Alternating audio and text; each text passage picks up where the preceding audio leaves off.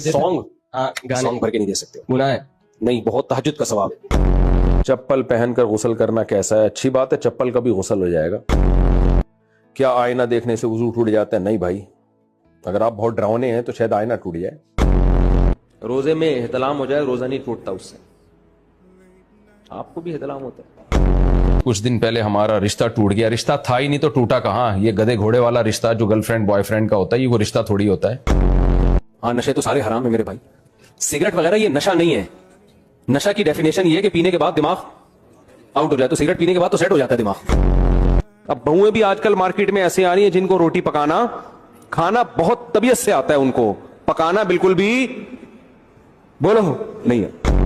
मैं अपने बेटे का नाम मोहम्मद तूफान रख सकती हूँ। आप बड़े बेटे का नाम मोहम्मद तूफान रखें, छोटे वाले का नाम मोहम्मद सैलाब रखें, और तीसरे नंबर पे जो बेटा होगा उसका नाम जिलजिला खान रखें, और चौथे नंबर पे जो होगा उसका नाम तबाही, और पांचवें वाले का क़यामत।